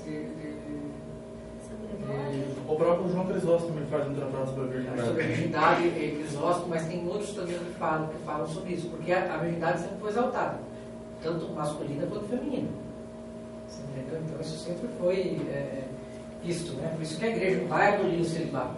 Só pensa, a igreja vai abolir o celibato. Não. Isso daí talvez libere os padres diocesanos para casar, que nem acontece com os ortodoxos. Agora, religioso e monge piorou. Você entendeu? Religioso já não vão fazer isso para os leigos já não têm capacidade para isso, imagina os padres. Então, talvez libere os diocesanos, talvez. Isso estou falando, talvez. Isso para a igreja não é uma questão, não é um problema. Mas os problemas, não, isso daí é outra coisa. Esses problemas que estão acontecendo hoje é porque o padre não tem rezado, o padre não tem se convertido, o padre não tem uma espiritualidade. É falha na formação dele. O problema não é celibatário. O problema não é de celibato. Então, para a igreja, isso daí é bem claro. Na verdade, esse é o problema geral daquela época. Os leigos também têm esses problemas. Os leigos também têm problema de castidade, no casamento, traindo a esposa, até no namoro e tudo e tal, né? Então, você tem problema de castidade também, não está vivendo a sua castidade no casamento. Não está vivendo a sua virgindade dentro do casamento. Pronto, você entendeu? Então, a castidade, ela é o problema. Por quê? Porque nós temos sentimentos, né? Temos que lidar com os sentimentos e com as emoções. E tem que saber, diria que canalizar isso para o altruísmo, para o amor ao próximo, para essa energia sexual toda aí. Obras exegéticas. Os escritos de exegese bíblica de Santo Atanásio só se encontram em fragmentos, o que torna muito difícil estabelecer a data em que foram redigidos. Temos aí a Epístola a Marcelino sobre a interpretação de Salmos. Salmos, né? Interpretou os Salmos, Inspirado nas palavras de um monge ancião, o autor louva a beleza dos Salmos e a sua capacidade de se tornar oração do cristão em todos os momentos da vida. Gente, o fato de rezar os Salmos na liturgia, isso aí veio do judaísmo. O que os judeus faziam no templo quando iam rezar a hora sexta, a hora terça? Está lá na Bíblia. Os judeus iam no templo a hora terça. E os apóstolos também continuaram indo a hora terça, a hora sexta no templo. Lá está lá um dos apóstolos que fala. O que eles faziam lá no templo? Rezavam de Salmos. E um trecho da Sagrada Escritura. Então, a liturgia das horas vem daí. Vem do preceito de que o justo louva a Deus 7 vezes ao dia. Por isso que ela é dividida em 7 momentos de oração, que é as vigílias, as laudes, a terça, a sexta, a nona, as vésperas e a completas, dá certo mesmo. Né? Vem desse preceito aí. Né? Que já vai ser reduzido muito. Que querem acabar. Né? Que querem acabar com isso daí, né? Um dos salmos, né, Davi fala, né? Rezarei, eu me voltarei a vós 7 vezes ao dia. O Salmo 117. Por aí. A vigília, antigamente, é a atual leitura. Então, inspirado nessas palavras, refere-se também ao sentido messiânico que alguns desses cânticos apresentam. Atanásio alude ao canto dos salmos, afirmando que não se deve a interesses musicais, mas sim a intenção de proporcionar aos orantes mais tempo para meditar o sentido da respectiva letra. Então, é para ser uma melodia cantada e é para ser algo assim que deve levar à meditação. Então, não é para ser algo que deve ser feito correndo. Deve ser levado a pessoa a meditar, a contemplar aquilo ali, o sentido da letra da música, da composição. Então deve conduzir a oração, não fazer as coisas tudo correndo, vamos cantar tudo correndo, não. Quando o senhor estava no mosteiro, uma pergunta fora do propósito aqui, responde rápido. Quando o senhor estava no mosteiro, não tinha aqueles momentos em que todo mundo cantava rápido e para fazer alguma coisa, porque estava todo mundo atrasado, etc. Tinha aqueles momentos, né? Sempre tem. Não, na verdade, sim.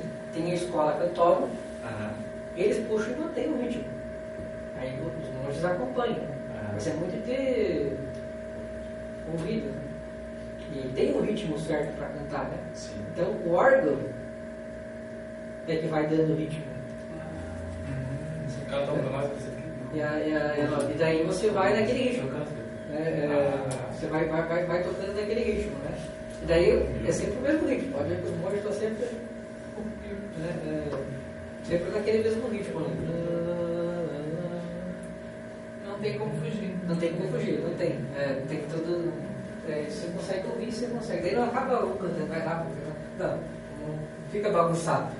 Consegue se manter. Só que é cansado, bem pausadamente, bem devagar, né? Não é aquele desespero todo, né? O padre pode justificar que tem que celebrar rápido, porque ele tem que estar na celebração outra missa em outra comunidade. Claro, falar que tem várias comunidades, o padre tem que rezar sempre missa no domingo, então, né? Uma é 8h30, outra é 9h30, a outra é 10h30, daí ele tem que correr, né? Ele não justifica, né? Ele pode, né? O povo pode esperar um pouquinho também, às vezes. Eu faço minha celebração às vezes de manhã, né? Eu consigo dar conta e ir para o trabalho ainda, né? Trabalhar no mercado, ainda bater um ponto lá na hora, né? E dá certo. Então, isso daí para mim não. Essa desculpa deles aí meio que pastoral meio que não cola. Pode respeitar um pouquinho o tempo de silêncio, porque parece que eles não lêem a introdução de Salmo, mano. Esqueço de falar isso, né? Eles celebram a missa lá, mas eu acho que nunca leram a introdução de Salmo, mano, porque fala, né? Faça silêncio aqui, né? Faça silêncio ali. Não, mas isso aí eles vão embora. Eu deixo nada de silêncio, vamos embora.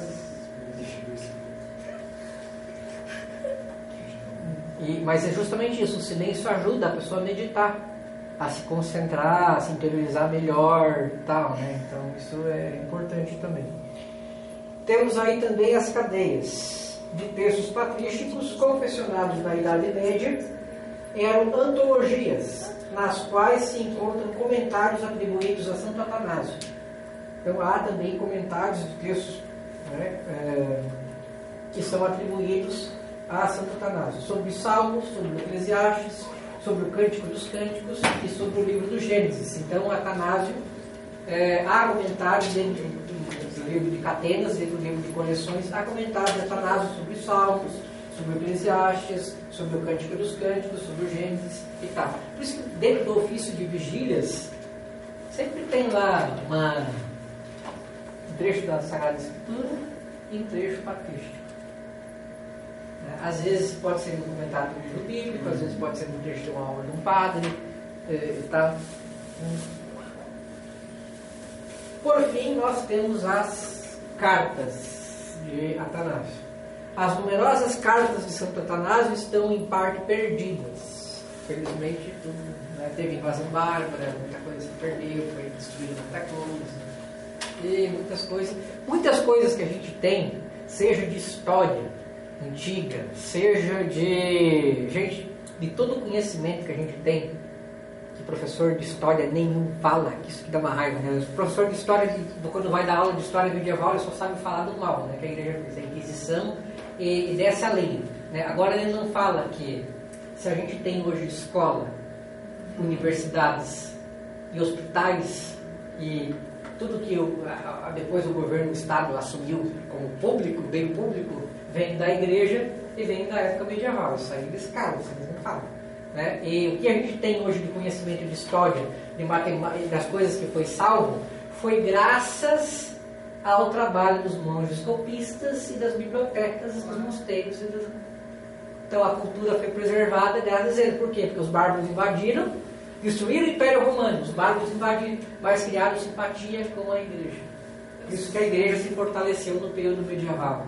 Eu sempre digo, agradeça se tem calhar hoje, se pode sentar no banheiro no vaso sanitário. Agradeço, exatamente. E aí o pessoal não faz isso. O pessoal, da época que o professor de história, ele desce a lenha na igreja, desce a lenha porque a Inquisição, porque a igreja era isso, porque a igreja era aquilo. Mas o bem que ela fez, nem eu não vi, nem o professor de história falar. É muito engraçado que ninguém questionou por que aconteceu, né? Nem o professor de história fala. Né? Eles não falam, não, e o professor não fala, nem o professor de história, o que teve de bom. Cara, então, aí eu falava, pois é, professor, e o senhor sabe história hoje, história antiga, aí que o senhor estudou do Egito, essa cultura e tudo, e até história romana aí, né? Tal, e depois aí, o senhor, até o que o senhor aprendeu na faculdade, o senhor tem que universidade, o senhor aprendeu a ler e escrever. Pois é, professor, o senhor conseguiu isso foi graças à igreja, que o senhor está difamando. Então não foi algo bom, isso não pode ser falado, foi no período medieval. Por que não é falado? 1000 anos de história abafada, né? Simplesmente prefere só falar do que é mal, né, para denegrir a imagem da igreja, do que falar o que teve de bom. Né? Fala o que teve de bom também. E mesmo que é mal, eles dão uma enfeitada ali para fazer parecer pior. Para fazer parecer pior ainda.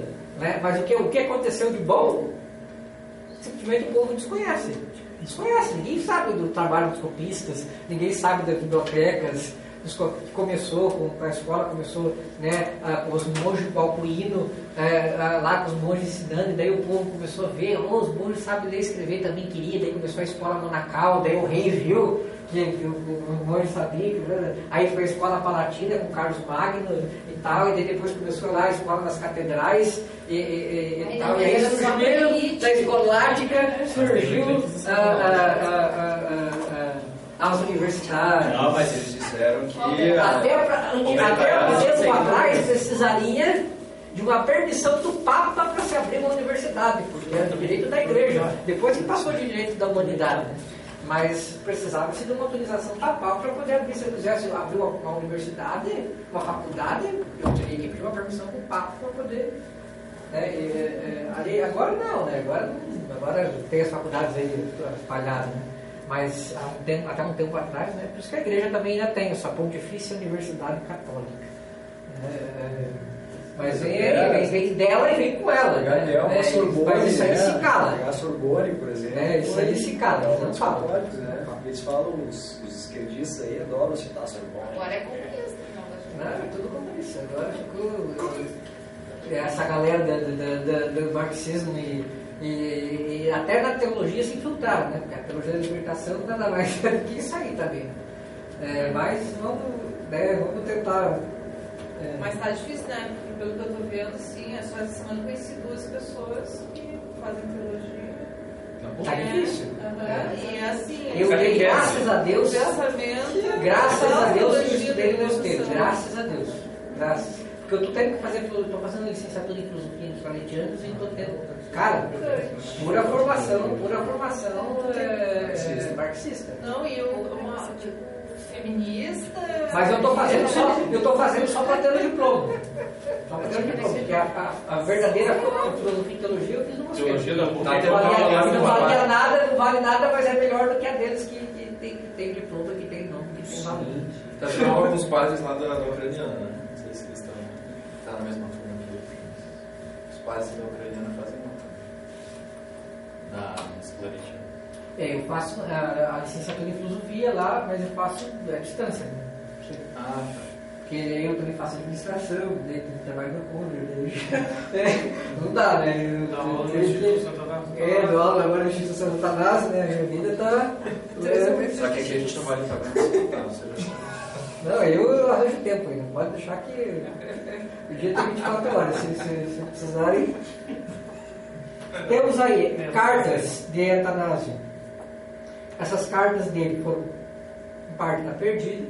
São escritos de caráter doutrinário, equivalentes por vezes a tratados, comunicam decisões de concílio e normas da igreja.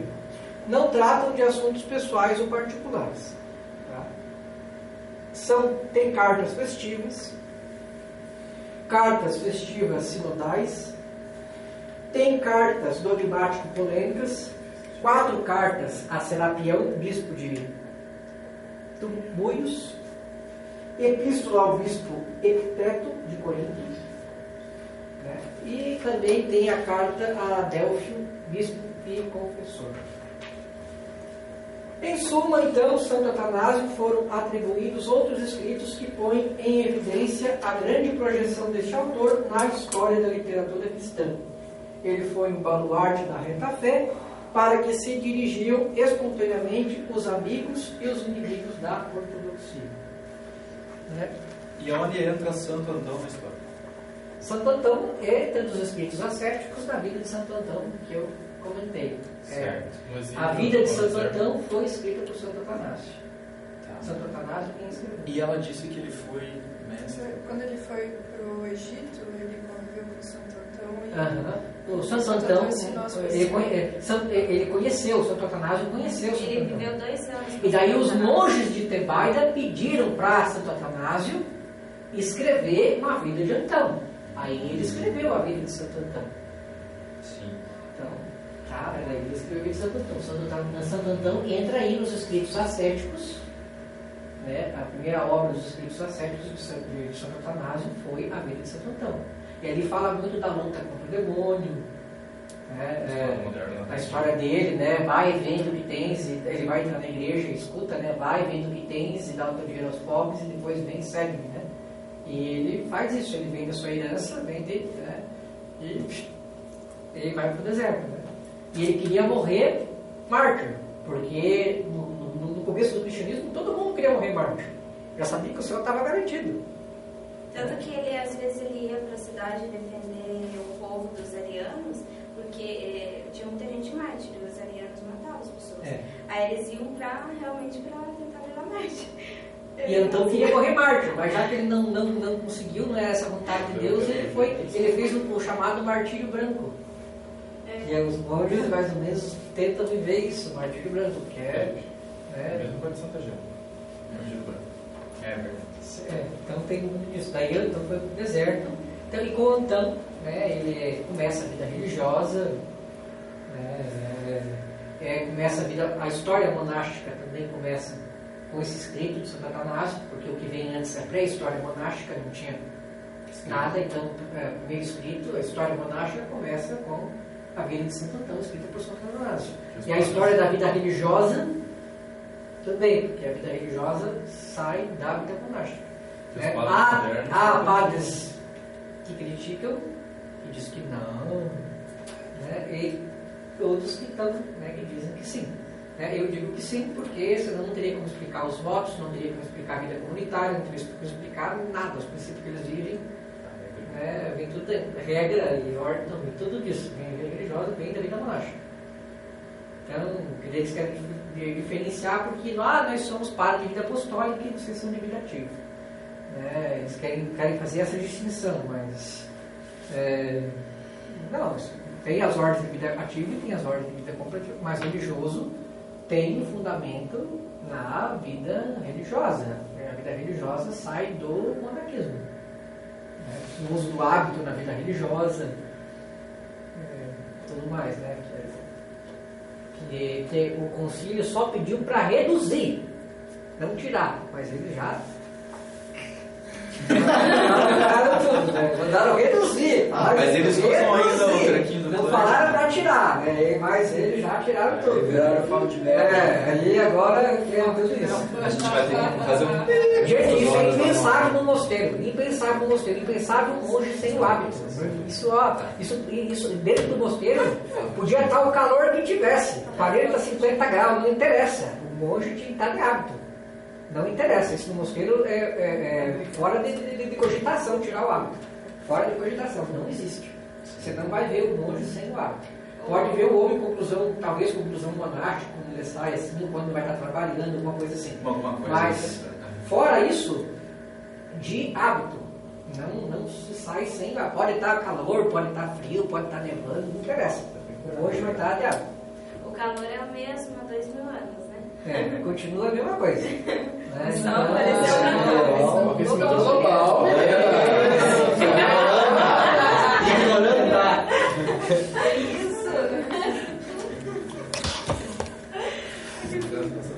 Bom, para finalizar, eu tenho aqui a catequese do Bento XVI, que Bento XVI fala sobre Santo Atanásio.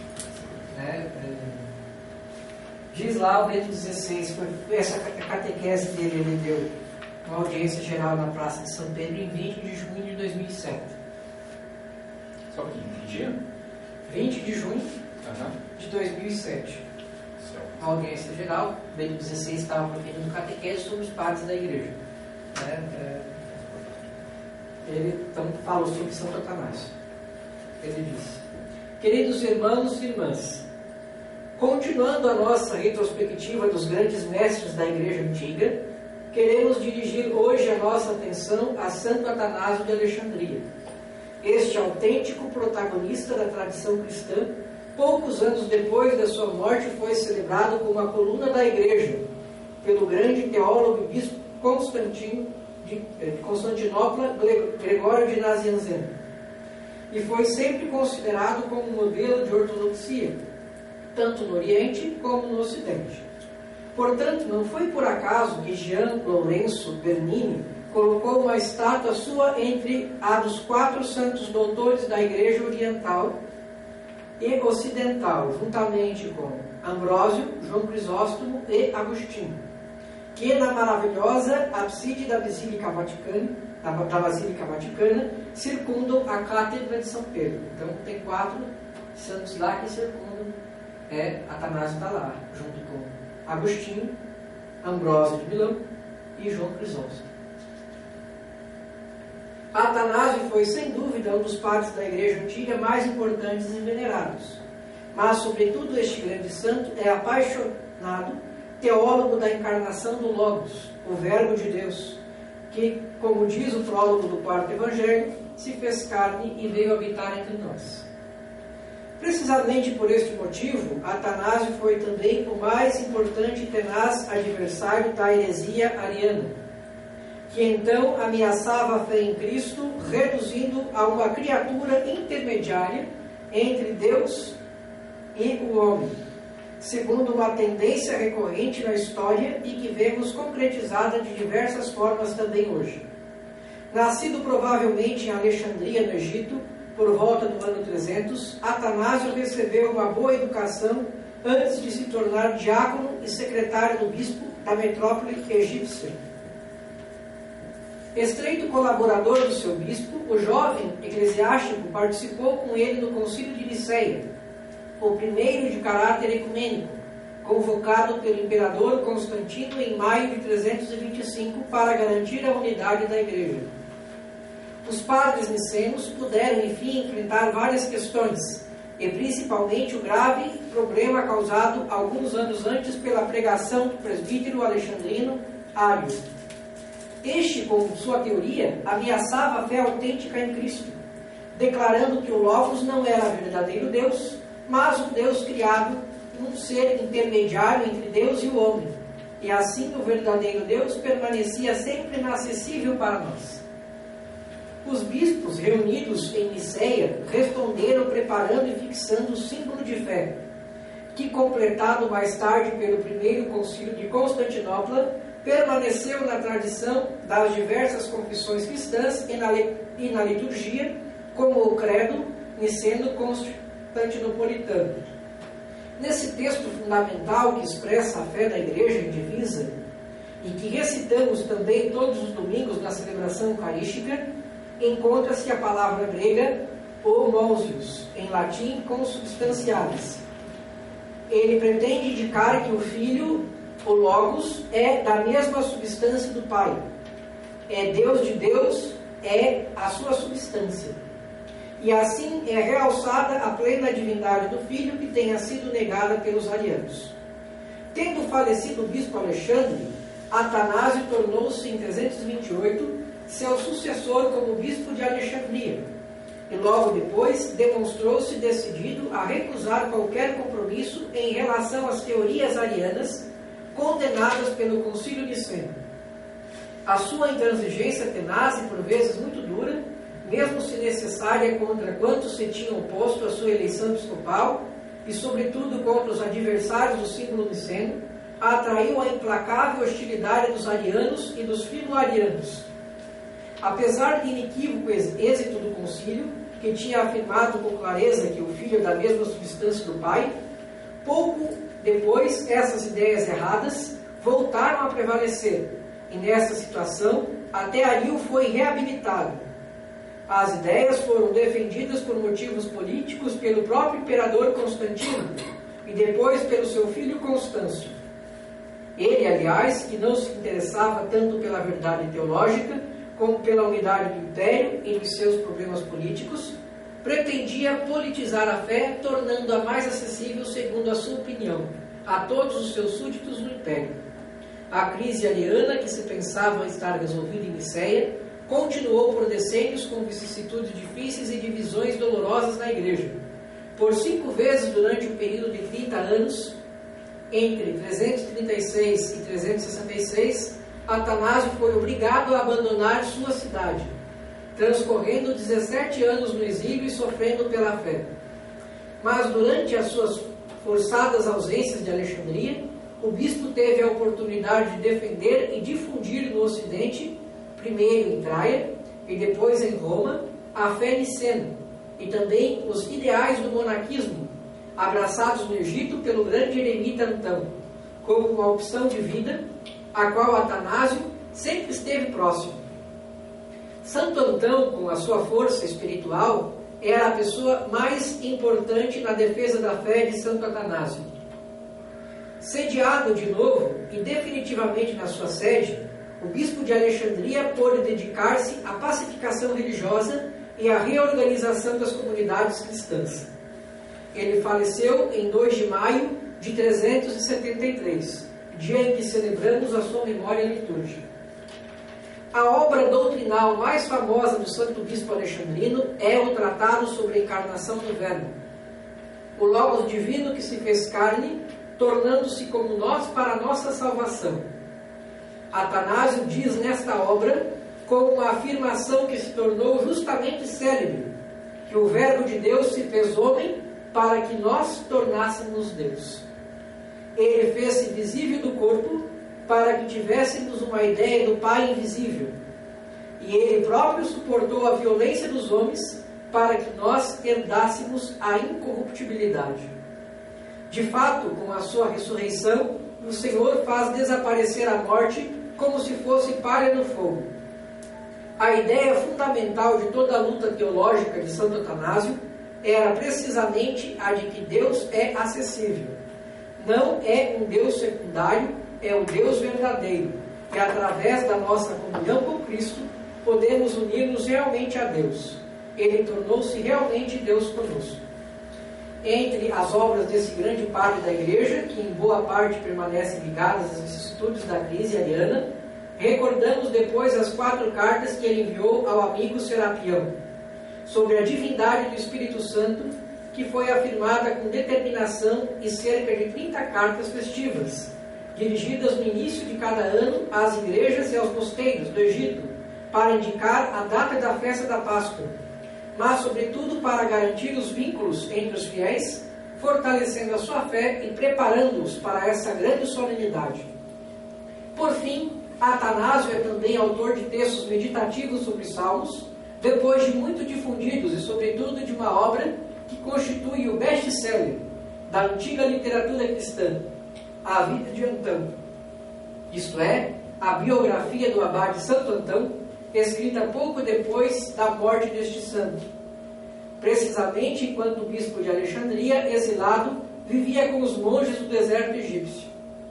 Atanásio foi amigo do grande eremita, a ponto que recebeu uma das 2 peles de ovelha deixadas por Antão como sua herança, juntamente com a capa que o próprio bispo de Alexandria lhe tinha oferecido. Tendo se tornado depressa muito popular, traduzida quase imediatamente em latim por 2 vezes e depois em diversas línguas orientais, a biografia exemplar desta figura, querida à tradição, contribuiu muito para a difusão do monaquismo no Oriente e no Ocidente. Não por acaso a literatura deste texto, em Traia, está no centro de uma emocionante narração da conversão de 2 funcionários imperiais, que Agostinho coloca nas Confissões, como premissa de sua própria conversão. De resto, o próprio Atanásio mostra ter uma consciência clara da influência que a figura exemplar de Antão podia ter sobre o povo cristão. De fato, escreve na conclusão desta obra: que fosse conhecido em toda parte, por todos querido e admirado, até por quantos não o tinham visto, é um sinal de sua virtude, da sua alma amiga de Deus. De fato, Antão não é conhecido pelos escritos, nem por uma sabedoria profana, nem por qualquer capacidade, mas só pela sua piedade em relação a Deus. E ninguém poderia negar que isto é um dom de Deus. De fato, como se teria ouvido falar na Espanha e na Gália, em Roma e na África, deste homem que vivia retirado entre os montes. Se não o tivesse dado a conhecer em toda parte o próprio Deus, como ele faz com quantos lhe pertencem, e como lhe tinha anunciado Antão desde o princípio. E também, se estes agem no segredo e desejam permanecer escondidos, o Senhor mostra-os a todos como um lampadário, para que os quantos que ouvem falar deles saibam que é possível seguir os mandamentos e se sintam encorajados a percorrer o caminho da virtude. Assim, Santo Atanásio termina o seu livro A Vida de Santo Antão. Sim, irmãos e irmãs, temos muitos motivos de gratidão para com Santo Atanásio. A sua vida, como a de Antão e de muitos outros santos, mostra-nos que quem caminha para Deus não se afasta dos homens. Antes, pelo contrário, torna-se-lhes verdadeiramente vizinhos. Assim eu dou por encerrada aí a nossa aula magna, sobre Santo Atanásio.